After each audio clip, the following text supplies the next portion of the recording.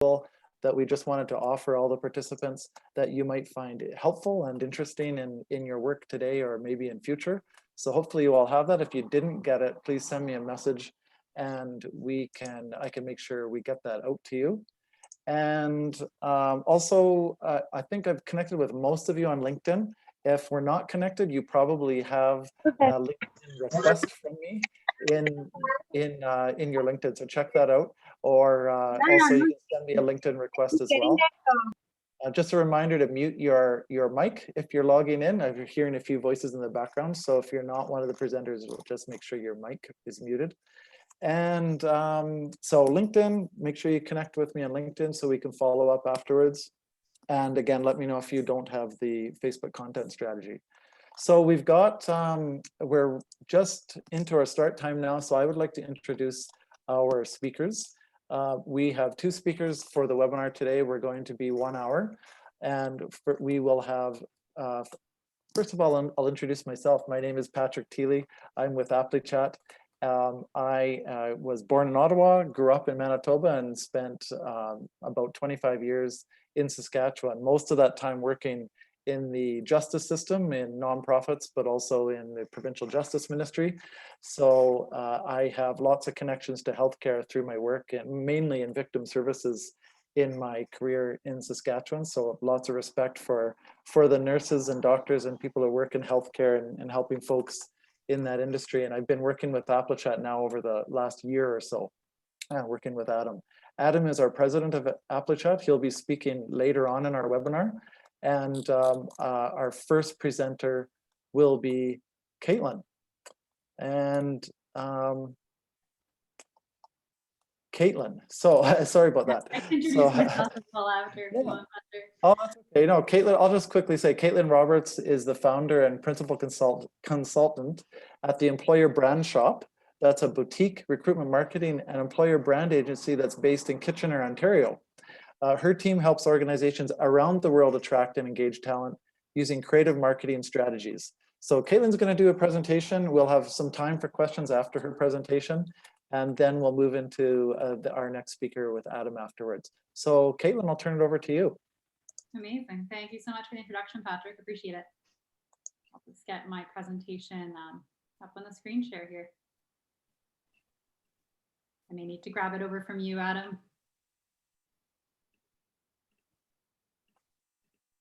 Perfect. Can you see my screen okay, Patrick? Looks good, yeah. Perfect. All right. So as Patrick mentioned, I operate more on the employer branding and recruitment marketing side of things. So that's really what we're going to uncover during the first half of today's webinar, is how we can use employer branding and recruitment marketing approaches in order to more effectively tap into nursing talent across Canada. So Patrick already provided a lovely introduction, so I won't add too much more onto it. Like Patrick, I also was born and raised in Ottawa, and I grew up in Ottawa until I was early 20s, and then actually came to this area, the Kitchener-Waterloo region, for a master's degree at the University of Waterloo, and ended up liking the area and sticking around. So that's sort of where I have ended up establishing myself. As Patrick mentioned, I'm the founder and principal employer brand consultant at the Employer Brand Shop. And prior to that, I was running my own consultancy just under my own name for about 2 years. And before that, I worked in-house with a number of tech companies, both large enterprise as well as startup.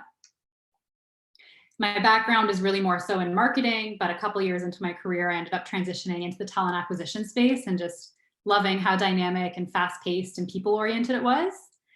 So basically found the way to combine my 2 interests, my 2 passions and skill sets. And very early on, when recruitment marketing was kind of just in its nascency, that's when I began to focus there about 8 years ago.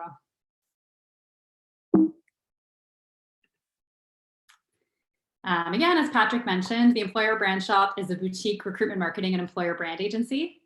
And we help organizations across industries and really around the world to uncover what sets them apart as an employer, and to come up with a strategy for positioning themselves in front of their in-demand, hard-to-fill talent segments in order to attract those segments more effectively, alongside coming up with strategies in order to engage and retain their current employee base as well.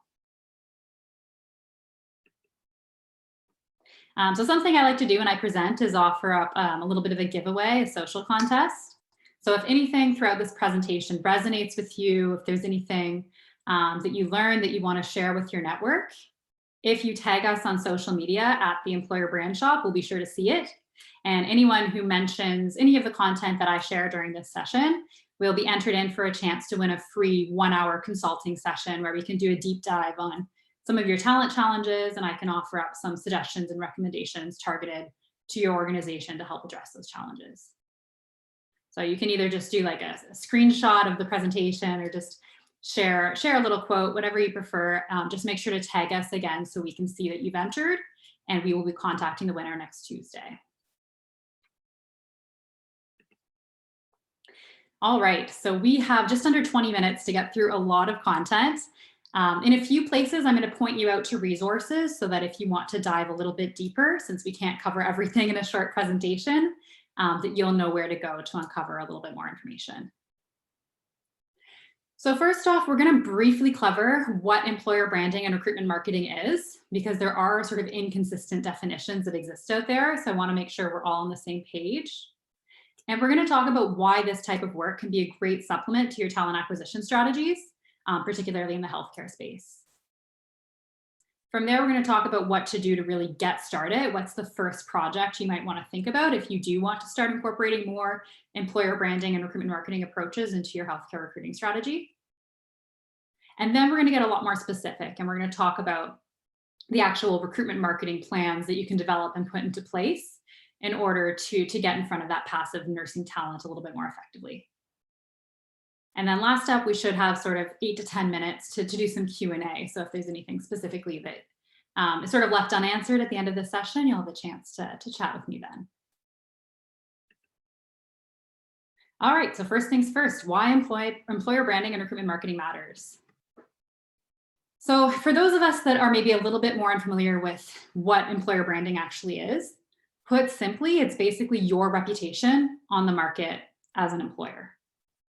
And you can really build more awareness around your employment opportunities and your employer brand, as well as positively influence people's perceptions of your brands through a number of strategies and programs. And the reason why I mention that is sometimes people think kind of your reputation is what it is, and you're kind of stuck with it and have to come up with approaches to work around it. But there are a lot of strategies that we can do to sort of improve an employer's reputation. And again, build awareness with the talent segments they're looking to position themselves in front of over time.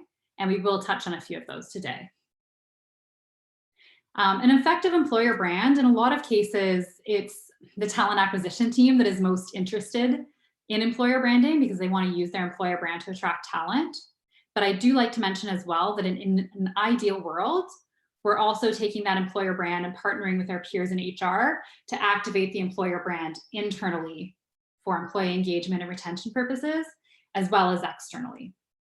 And that's important to do as well, because you don't want to be in a position where you're going to market with one set of messages about what your employer brand is all about. And then you have employees maybe chiming in saying, hey, that's not my experience, or that doesn't resonate with me, leaving reviews on Glassdoor. That can really cause some brand dissonance issues. So that's where the internal activation piece is also really important. Unfortunately, again, due to the length of this presentation, I don't really have the time to dive into the internal stuff much, but we do have a lot of resources on our blog at theemployerbranchshop.com/blog, as well as you can tune into our podcast, which is on any podcast player. You can look us up, and it is the Employer Brand Shop Talk podcast. And the entire first season is basically covering the foundations, and we have a few episodes that are dedicated step by step to breaking down how to activate your employer brand internally. So if you're looking for more information there, that would probably be the best spot to turn to.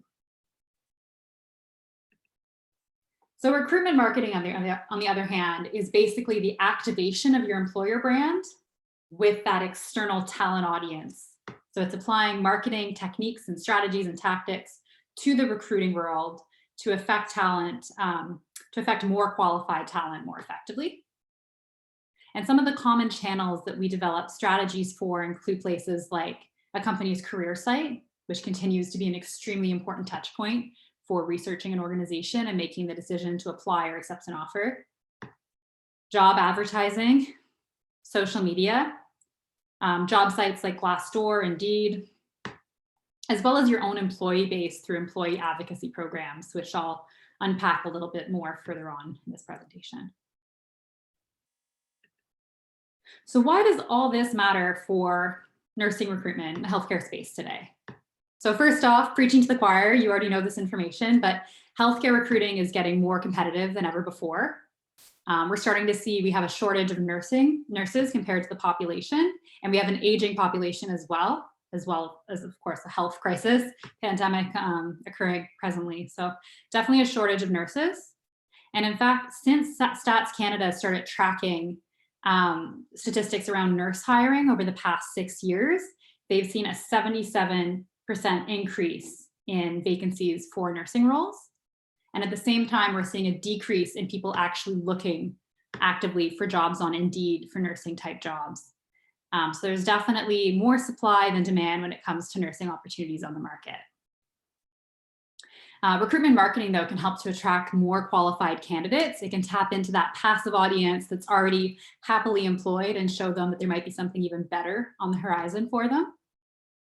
And importantly, it helps to move candidates forward in your recruiting process by providing them with the information they need to determine if your organization is the right fit for them. And then lastly, of course, it supports, as I mentioned, with employee engagement and retention, so that you can limit the amount of vacancies that you do have open. So from there, if you're convinced that employer branding needs to be something you consider a little bit more in your strategy, if you haven't done so already, one of the best places that I'd recommend starting is really with your EVP or employee value proposition. So many of you have probably already heard of the term employee value proposition before. It's pretty widely used within the general TA space at this stage in the game. But for those of us who are maybe less familiar or need a refresher, an EVP is basically the value that you offer to employees in exchange for their coming to work with you. So put the most simply, it answers sort of the what's in it for me for candidates. Why should I join your organization? Why should I stick around long term?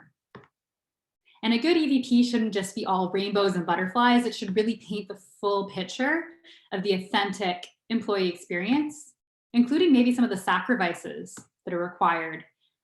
So you show the give and the get, what employees have to sort of give to the role, as well as what they get out of it in an ideal world with a substantial EVP. And your EVP is really composed, it can be composed of a number of different factors, which I have here listed on this slide. So not every single one of the factors on this list is going to be incorporated in each EVP. It just depends where your organization stands out. So basically you want to conduct research to find out which of these areas is a differentiator for your organization. And those are the angles that you really want to start to play up in the external communications and recruitment marketing collateral that you're developing towards your nursing audience. And with nurses as well, what we've seen from some of the research, by the way, one area that they're really interested in is the approach to getting work done. So in particular, they're really interested in the facilities that you have. They're interested in what technologies they'll be working with, what the different processes look like for your specific institution. Nurses really like to understand more of the sort of what a day in the life looks like, the in-depth details about what their working environment will be like. So that's something that's really good to bring to life, either in your EVP, if it's something that's a differentiator, or just on an ongoing basis through some of the maybe employee blogs or social media posts that you develop to get attention in front of this audience. So if you're looking to develop an EVP, we basically have a 7-step process that we talk about before developing an EVP. And I'm just going to touch on each one of these steps super high level so you have a little bit of an idea what to expect. And you can take a look again at our blog or at our podcast if you want to have like all of the details about how to execute on each one of these steps. So an EVP should really come from the ground up rather than the top down, ideally. So the first place we always start is by conducting employee research. And we collect employee research in a number of different ways. So in an ideal world, we're sending out a survey to all employees to collect information that way. From there, we arrange a number of focus groups with some of the target talent segments that we're really going after within an organization to speak to them. And then finally, we also arrange one-on-one interviews with some employees so we can dive even deeper and really unpack some of those group conversations further. In addition to that, you'll also want to do some leadership roundtables because an EVP can be partly aspirational as well.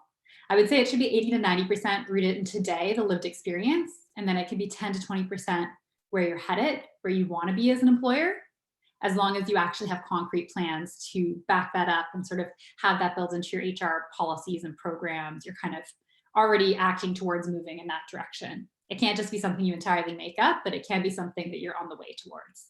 So that's where the leadership roundtables can come in, because often leadership has an idea of where your direction is going as an organization from that standpoint.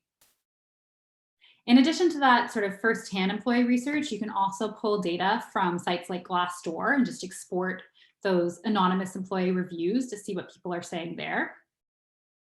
And then you combine those sources together and you really sort of synthesize them and try to identify what the common themes and patterns are that are emerging. And that becomes the basis for your EVP.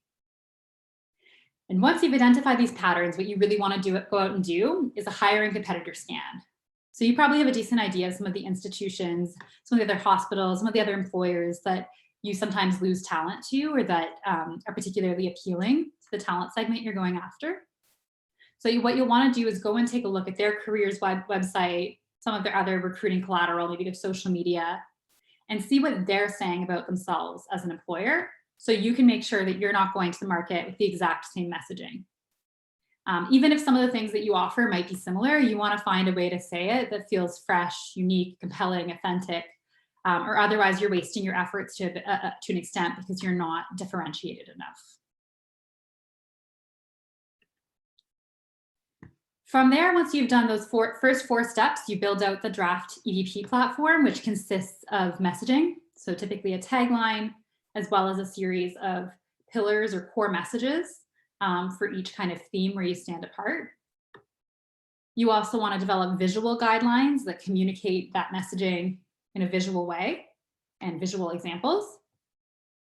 And from there, you test your EVP. So you might run it past some additional focus groups, some employees. Make sure there's no red flags where anything you're writing or communicating really feels counter to what they've experienced. And then from there, you can finalize it with leadership. Again, emphasizing with leadership that this is something that needs to emerge ground up, not top down. So leadership doesn't come in at the end and try to sort of rewrite what you've really tried to build authentically from the employee voice. So that's a super quick and dirty guide to building an EVP. But again, you can find out more on our blog or on the podcast. The EVP is really important as a starting step because it acts as your guiding star, if you will, to inform all of the different touch points and recruitment marketing collateral that you're developing and putting in front of nurses. So this is really an area, it takes a bit of time up front, but it's worth it because it'll just make everything else easier. You have a plan, you know what you want to say and you know where to go. Just gonna check the time to see how we're doing for this last section. Okay. So yes, finally getting into the more concrete recruitment marketing component. Once you've developed your EVP and you're ready to create a recruitment marketing plan to actually get in front of talent, it should really consist of at least 4 sections. So firstly, candidate persona research. Next up, your channel strategy, then your content strategy, and an employee advocacy plan. And we'll run through each one briefly here. So candidate persona research is basically a little mini project that helps to ensure you have a really in-depth idea of who your audience is, who you're talking to, what their motivations and pain points are, as well as where you're most likely to effectively reach them from a messaging standpoint. So to create your candidate persona, I typically recommend speaking with at least 5 high-performing employees in the target role you're going after, as well as some folks from your recruiting team, and you actually might be a great source of information yourself on this one, who have been recruiting for this role for a while, who are able to share insights about what sort of sources have worked for them in the past, what are some of the key themes about successful candidates that they deal with. So that's what you would use to build out that candidate persona. And then you can literally sort of print it off, have it next to your desk if you want to.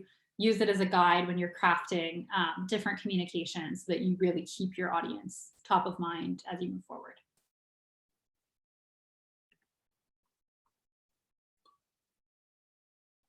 So from there, once you've defined your persona, you can start to determine which channels you want to invest time in order to bring in those applicants and get those eyeballs and build brand awareness. So as I mentioned, your career site is still a very important touch point. So it's definitely worth taking some time to explore and investigate if your current career site is up to par or whether it maybe needs a bit of a facelift.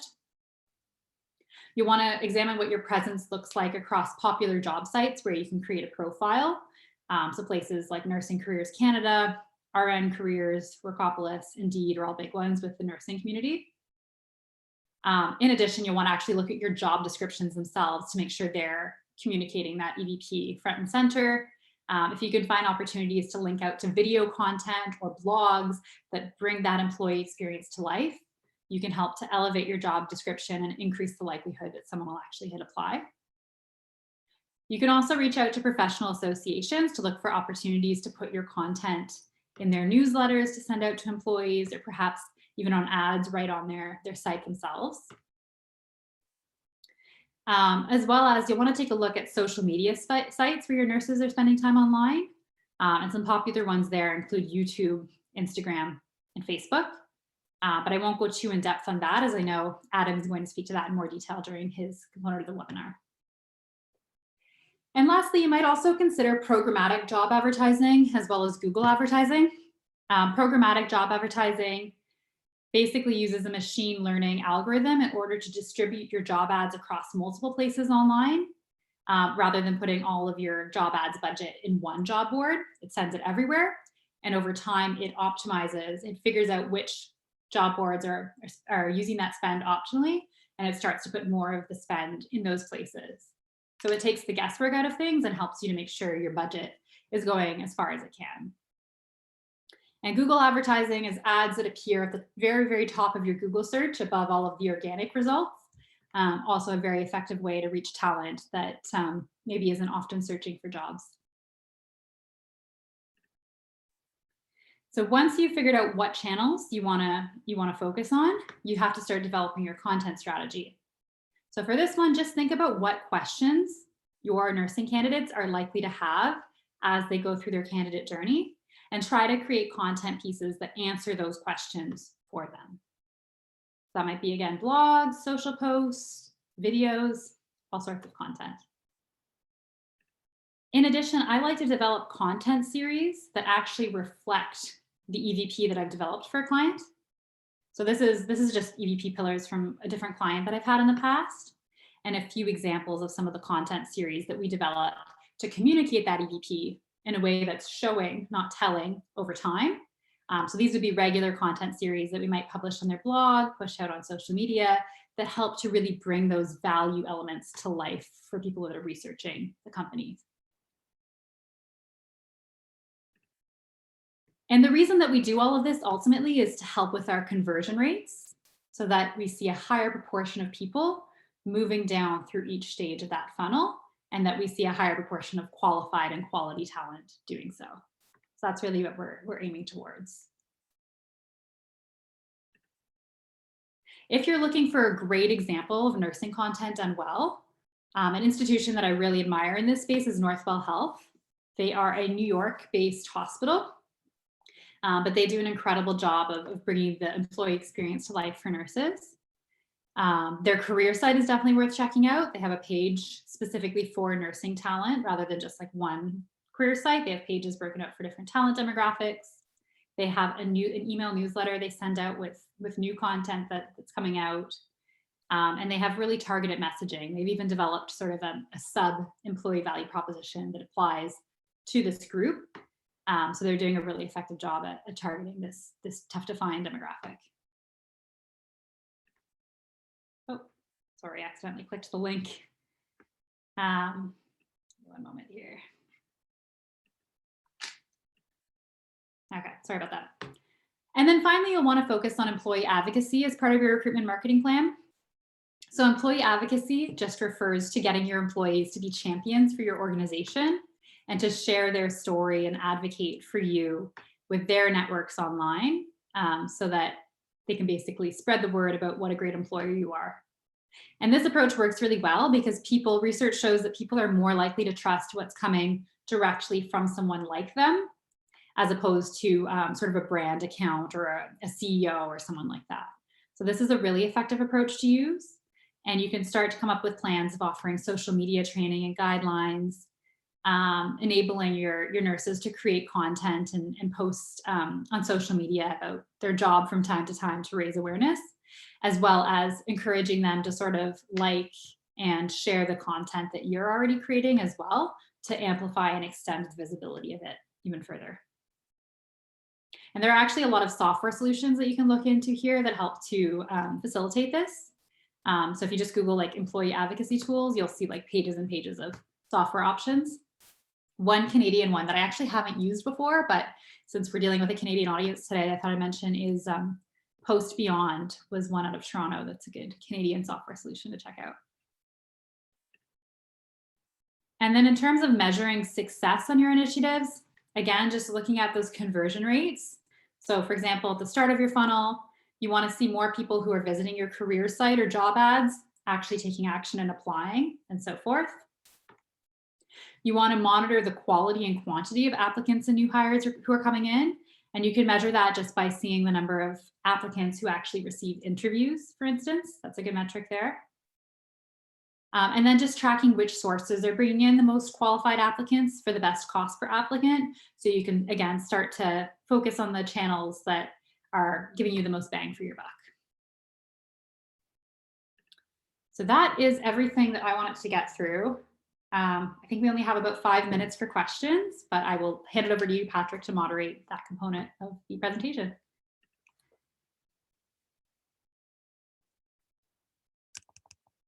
I think you're on mute still, Patrick. Oh, there we go. Yeah, sorry, I was just waiting for that to come through. Perfect. Great. Thanks very much, Caitlin. So I'm seeing a few comments from people that people are commenting that they're seeing things that can be improved in their organization based on what you've suggested. I have another comment that, hey, looks like we're already doing some of these things, and it's really reassuring to know we're on the right path, and they can see some ways they can polish what they're already doing based on what you've shared just now. I do note that we have a wide range of participants. We've got people who are managing talent acquisition for an organization, and then we have recruiters, people who are on the front line of doing the recruitment. So we've got a wide audience. And I think that there's value for both to see what changes can be made in the organization broader, and also recruiters can change some of their own approaches individually and also champion for changes within the organization as well to make some improvements to the organization's approach. Does that make sense? Absolutely. Yeah, for sure.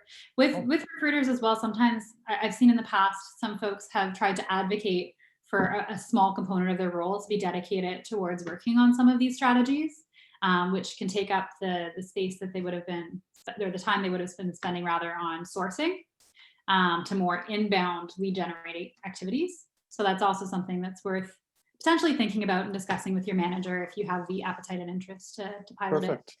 Great. Yeah, so there are ways that recruiters can champion. Okay, I've got a couple other questions. One question says, the biggest problem we encounter in our geographic area is competition for staff. We're a smaller organization. We are creative and successful overall, but we can't always keep pace with larger organizations' budgets that are much bigger than ours. So how does a smaller organization compete with a big hospital with a big budget? Yeah, again, so I think it really circles back to doing that legwork at the beginning and uncovering your employee value proposition, because compensation isn't everything when it comes to employment. It can certainly help, and it's definitely one of the top drivers, but it's not the only driver. So it's really about talking with your current employee base and figuring out, okay, even though our compensation is lower, why did you choose us over other options you had on the table? And based on their answers, it's really finding ways to put that front and center when you're speaking with candidates, when recruiters are speaking with candidates, as well as, again, on your recruitment marketing collateral, on your career site, on your other touch points that candidates are going to be engaging with.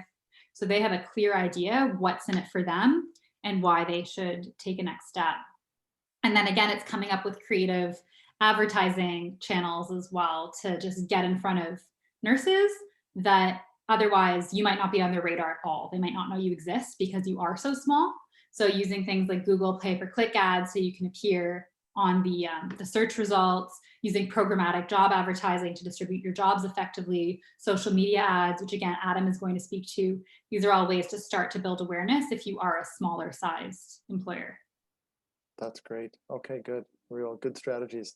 I just want to remind others to let us know if you have questions for Caitlin. I will take a couple more minutes for questions. I have one more that I'll share that came from one of the participants. The question is, what are some of the best questions to ask when in doing employee research? Oh, great question. So some of the typical questions that we like to have in our surveys and in our focus groups are, it's pretty straightforward. It's questions like, why did you choose to join our organization? What do you like most about working here? What motivates you to stick around long term? And how would you describe the culture to someone else who is potentially interested in working with us? Those are the types of questions that you would ask to uncover the information to craft an EVP. Okay, that's really great. Thank you. Okay, I think you've covered everything that people are asking about so far, but we'll let you know if other questions pop in here. So on that note, we'll move over to our next presenter. And before I do, I want to say that for everyone, please stay until the end, because if you stay till the end, for those who stay to the end, we'll have a special offer for each of you that will help you get your recruiting to the next level. So we're 30 minutes, 27 minutes till the end of the webinar. So stay with us till the end and you'll learn about that, okay? So the next thing I'd like to do is introduce our next presenter. Thanks, Caitlin, for your presentation. I'll also let people know that we are recording the presentation and we can share that for those who are interested after as well. Our next presenter is Adam Chambers. He's the founder of ApplyChat. ApplyChat is a marketing agency that specializes in sourcing and automatically pre-screening nurses for hospitals and assisted living facilities in Canada and the US. And all of that happens at less than 50% of the cost of staffing agencies. So a bit about Adam. Adam loves to salsa dance. He celebrated St. Patrick's Day at his home in Northern Ireland this week. And in the past year, he has managed to live in no less than 3 countries. So Adam, Yeah, over to you. not by choice. I was happy in one place and then COVID happened and here I am, but it's really good to spend time with my family. And you guys, thanks everybody for joining me, and Patrick and Caitlin. We really appreciate it that you're giving us your time. Like, you're doing really important jobs here and trying to find nurses. So like, we really appreciate it. And what I want to do is really help you get the maximal result out of the time that I'm going to be speaking. So the goal for me, really, the ultimate goal is help you start thinking differently about how you find nurses.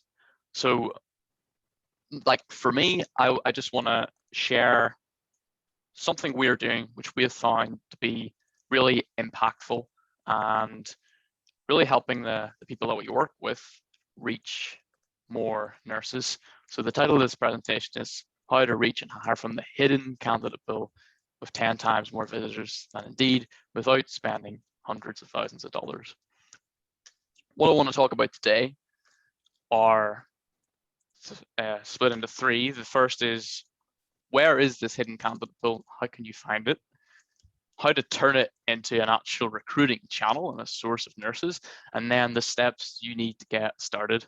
So I don't want you walking away thinking like that's a good idea, but I don't know how to do it. I want you to walk away with actionable steps to actually make this happen and change the way you do recruiting. So stay with us to the end. We have an offer where we're able to help you do that. So we surveyed the people who were signed up to this webinar, some of our clients and some of the other healthcare recruiters across Canada we've spoken to in the past year. We're generally hearing 2 major problems. The first one is, as we're all aware, there's just simply more jobs than nurses. End of story. And that's a real challenge for everyone involved.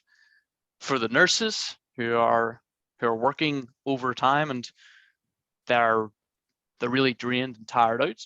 And then as people in talent acquisition actually meeting the requirements for organizations and saying to nurses who are stressed out and overworked, this is a place for you to find a home and be happy and work. But there's a second part to it in our survey, which I found really interesting. And that was, we were hearing that a lot of recruiters in Canada are facing the problem of a limited candidate pool. And I studied history at university, and I'm really kind of interested in what words mean and how we can interpret them and how they actually affect our actions. And for me, when I saw that the people we surveyed were facing a limited talent pool, it made me really think about some of the campaigns that we're running for our clients, and the fact that we're able to get candidates in what they're saying is extremely limited markets.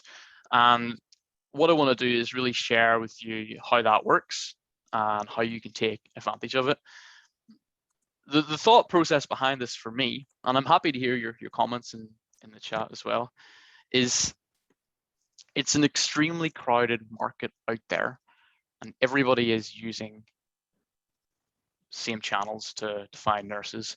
So Indeed has 250 million monthly users across the world. Don't have the exact figures for Canada, but I went and searched nursing jobs just in Toronto, and you can see here it was 1,443 positions. And whenever a nurse goes on that, so Toronto nurse, I know there's different specialties, et cetera, but they're going to see a list or two lists or three lists of organizations that want to hire them. They have a lot of options. They have a lot of choice. Just imagine as people in talent acquisition, you search for your next job and there was 50, however many jobs in your area that wanted to hire you. You would have so much choice, and it would be it'd be very overwhelming and very easy to pick between the options. And the most of the people that we surveyed, of course, are using Indeed as their primary channel. What I want to kind of do is zoom out from that and just look at what we actually mean by a limited talent pool. So a talent pool can be defined as the suitable skilled people who are available to be chosen to do a particular type of job. So whenever you advertise on Indeed, you're trying to reach the suitable skilled people who are nurses, able to do your nursing position, and who are visiting Indeed. And that's the key part of my sentence there, people who are visiting Indeed. Not every nurse is visiting Indeed every day. So if your only candidate pool is Indeed, or Indeed and another job board, you're limiting yourself. The limited candidate pool is really the group of people that you are advertising to. And whenever you think about it, there's almost 500,000 nurses in Canada, and they're spending time on other websites, they're spending time in other places. How can you get in front of them? That's the question that I think the winners are going to be asking themselves in the next 10 years in Canada and America as well. How can we get in front of nurses where they're spending time? How can we get them to become candidates for us?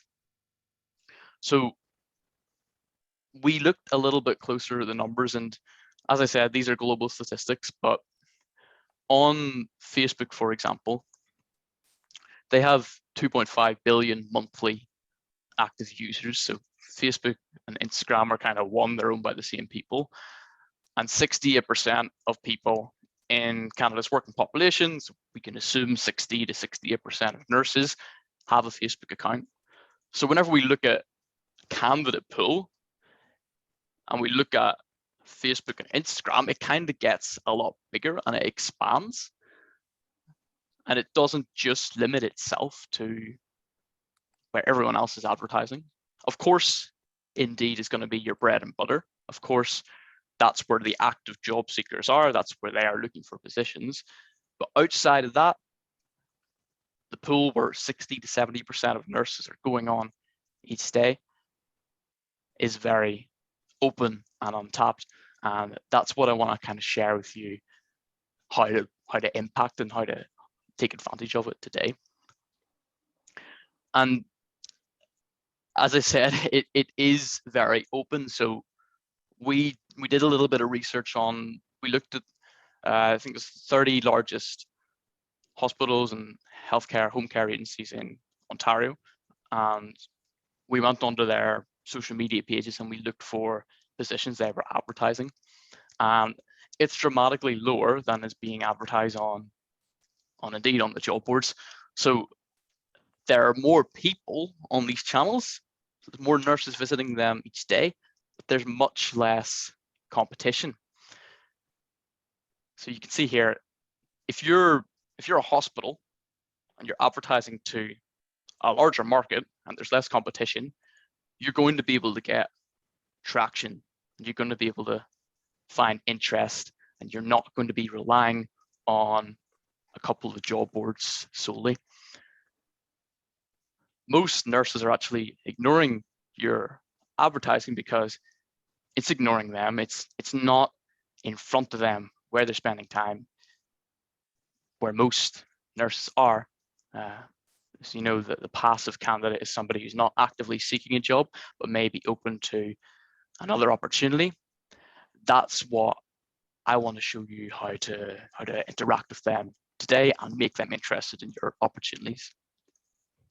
So you're probably thinking that it's hard. Like, so for me to say, use Facebook and Instagram to find nurses, how do you do that? It is, on the face of it, quite a daunting task. So as I said, 70% or 68% of people in Canada have an account. You don't want to advertise to all of them.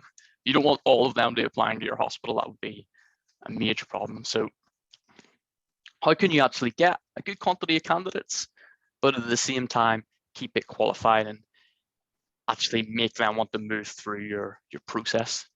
So here's some of the numbers that we're getting, and the steps I'm going to show you are the exact steps we followed to hit these numbers.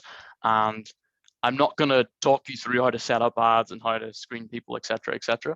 I want to make you aware of how you can do it, and then at the end we'll talk you through how you can implement it. There's 3 simple steps: how to turn this larger new candidate pool into a source of nurses, and hardly anyone has got this right. It's a targeted ad, a quick application, and then a phone call. So an ad, application, and a phone call. Let's talk about each of them in turn. So whenever I say targeted ad, I mean a picture and some text spread across social media, or non-job board channels, as we call them, outside of Indeed, that sells the candidate on your position and really just jumps off their screen. So a targeted ad for us has images of nurses.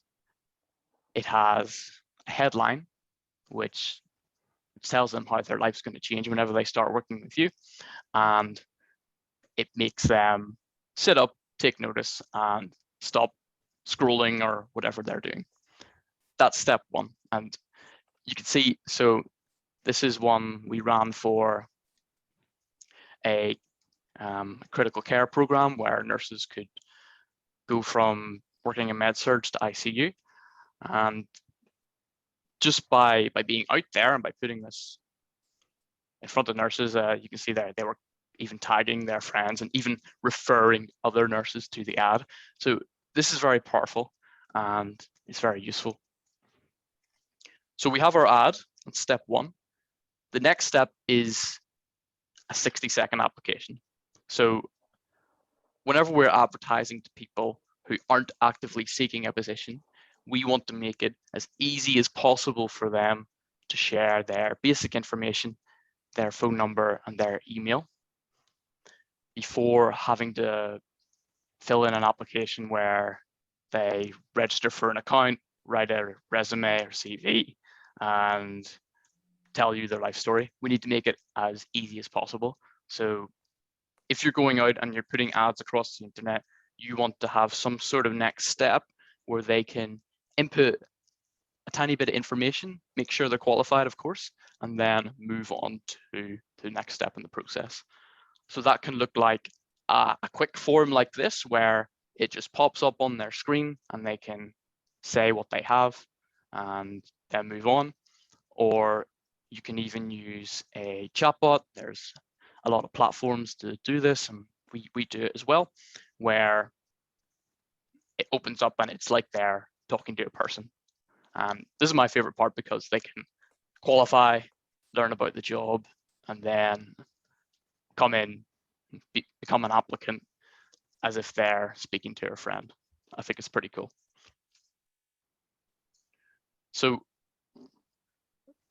an ad on the internet, it's targeted, a 60-second application, and then a phone call. This is how you can start engaging this talent pool.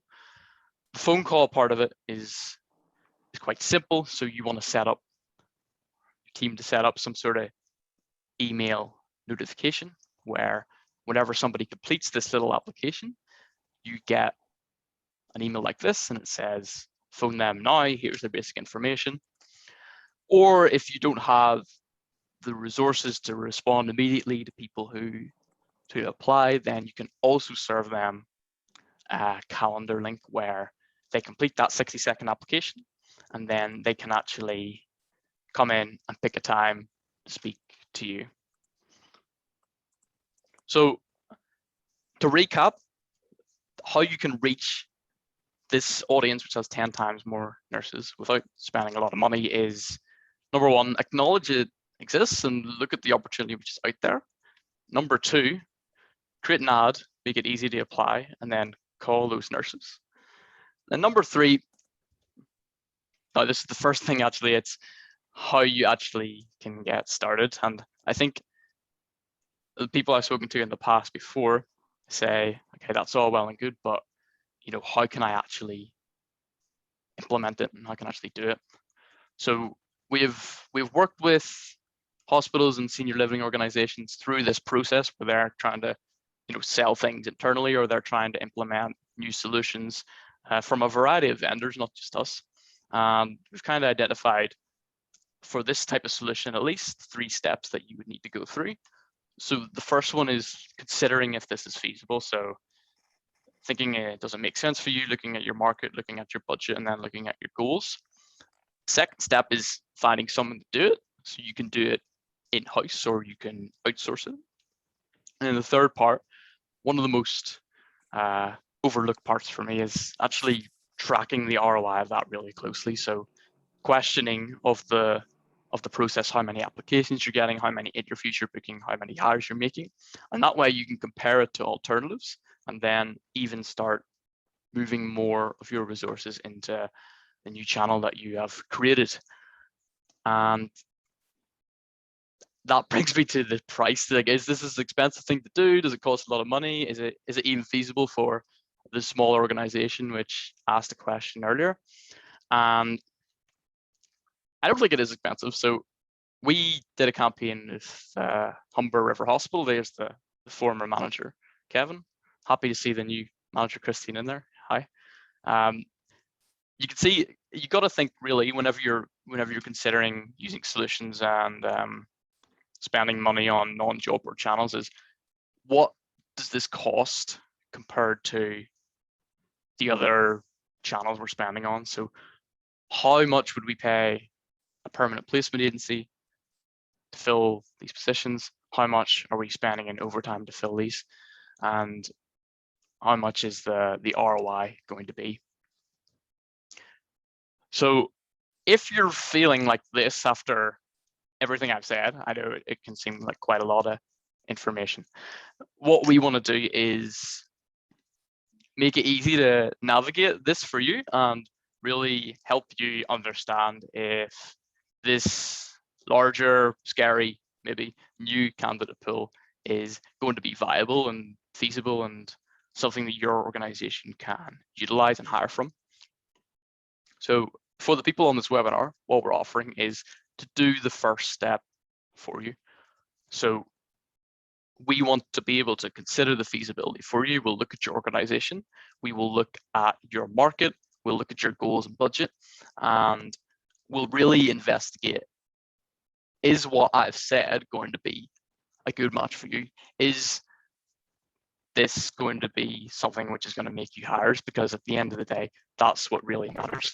Now, I think for most organizations, it will, because the competition is behind and there's not a lot of busyness on this new candidate pool. So we want to give you all the keys you need to decide on this part, which is the most important part, finding who to do it. So what we're offering today is, it looks a little bit like this. So you would just click this link, which Patrick has put in the chat, and fill in a little bit of information there. At the end, that will get you to book a 20-minute call. And on that call, we're going to present really what we have found out about your market and your organization in here, and then give you advice on the best way that you would need to implement that, whether it would be doing it in-house, and we have a bunch of free pieces of advice that we can share with you which talk through the process, or outsourcing it to someone like us. So Patrick's put that link in the chat, and if you want to take advantage of that, we'll be here for the next 30 minutes. It'll be open, and what I want to do now is just open it up to questions, so I can respond to what I've said. I know a lot of it might be a bit new or left field. So Patrick, could you fire away with the questions? Oh, let me just get you unmuted. You go. Great, thank you. Hey. Yeah, thanks, Adam, for playing both presenter and techie today. Well, yes, I'm the young one. So we have a couple questions, and two questions that are posted in the chat from Leanne and Murray are similar, and they relate to what you talked about the screening that you do through your system. One, Leanne says, we've tried using Facebook and we get both candidates who are not qualified and nurses who are internationally trained and not licensed to practice in Ontario. And Murray says, ditto, we use all the channels and have the same experience, have experienced the same challenges as Leanne. So can you talk more about the screening? Like, why is the screening through your system avoiding that for the employers? Yeah, sure. So we've had this major big time in the past as well, and I can give you an example. So we did a campaign in Europe to get nurses to move to Ireland, and at the start there was an avalanche of people who weren't qualified but were interested because the money was too good. And really, whenever you do this initial screening on Facebook, you need to make it explicit and clear what the nurse needs, and then actually ask them those questions in a way that qualifies them. So if you're using our system, for example, we would set up it's called a chatbot. So it's automated messaging where at each step of the process, they're asked to confirm they have a certain thing. So you can see here, they're asked to confirm which type of certification they have. If they don't have it, then they can't proceed. It's as simple as that. So you need to have something like this in place where it's making sure that the nurses who are coming through this, or the people who are internationally licensed but don't have a local license, say what they have, and then they can come through or be rejected accordingly. And this is best for everyone because you're saving time, and then the nurse is saving time because they're not wasting it on making an application. So you need some sort of middle point between the nurse clicking the ad and applying to you. So at ApplyChat, we have this, and then we have somebody who calls the nurses as soon as they apply. So we put up two kind of middle points there. But you need something like this, which will screen out unqualified people. So the really valuable thing is that the employers are not just getting a stack of resumes. They're getting qualified people based on the employer's requirements, right? Yeah. So you need something like that. Otherwise, it's a waste of time, and people just get frustrated. Yeah. And I know too that often you'll be working with employer, you'll be getting lots of applicants, pre-screening, and then the employer will say, we're still getting applicants that don't have a driver's license or whatever, don't have a certain qualification that is really mandatory. So we're wasting time on them. So you can change your pre-screening, right? Yeah. Yeah. So Anytime during the campaign. Yeah. So I know like things change very fast in healthcare and requirements change. And the good thing about this kind of recruiting is it is very editable. So it's very easy to edit. Right. Whatever questions you're asking or whoever you're targeting or however much you're spending. It's not like you give a budget to a platform and it mandatorily spends that. It's very, very easy to adjust things here. Great. Okay. Another question that I think is related to that is about that quick application that you talked about. So people can go in and quickly fill in their information. The question is, so what kind of percentage of the people that fill in that quick application are actually follow through and are interested in the job opportunity? Or are you just getting a ton of people who aren't really interested? Yeah. So the thing is with this, about 50% of people who complete that will just drop off. Like you won't hear from them ever again. It's as if they've been stolen away or killed by a Lego army made by their kids. Mm-hmm. Now, the good part of it is you get a lot of applications. So to give you an example, group of figures, we got 80 people completed that quick application a couple of months ago for a hospital. And then we got 30 of those on the phone. We got 12 of them to give their resumes and we forwarded them to the hiring manager. 4 of them were interviewed and then 2 were hired. So the drop-off might seem like a lot, but the glory of it is you're only really dealing like with that 12 or even that 4 who are interviewed. So you're not having to kind of chase up too much the people who you're dropping off at the first hurdle because they're not interested anyway. So the employer isn't worrying about all those people that are submitting the quick application at the beginning. They're only spending time on the people who are screened in based on the requirements they give us. Yeah, exactly. Right. Okay, that's great. I'll also just remind people that in the chat, I did post the link for the opportunity that Adam talked about. So the clock is ticking there, I see on the screen. Okay, yeah. The link is there in the chat. So check that out and we can sign up for that opportunity. Another question we had, and feel free to keep sending your questions if there are other questions for both Adam and Caitlin as well. I see Caitlin is still with us. I know she is going to have to leave, but so far she's still with us. Thanks, Caitlin. So if people have questions for Caitlin or Adam, post those. And let's see, the other question was, okay, and it came back to sort of the beginning, and one of the questions maybe the other people, Murray and Leanne, sort of answered this question, but one question was, well, if you're advertising on Facebook, I've got Facebook. Why can't I just do this? Why can't I do it myself? Why can't I do it myself? Why do I need your help?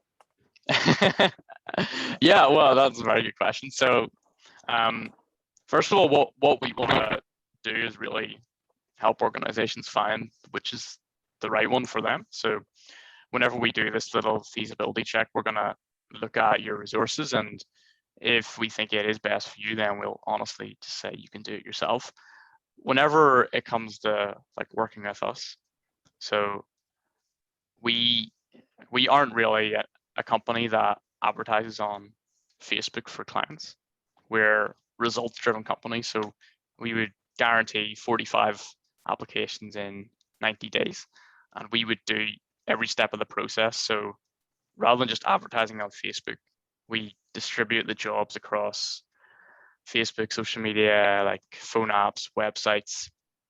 Then whenever people apply, we have created a screening setup there, so they have to answer our questions, and then we actually call them. So it's a little bit like an agency format.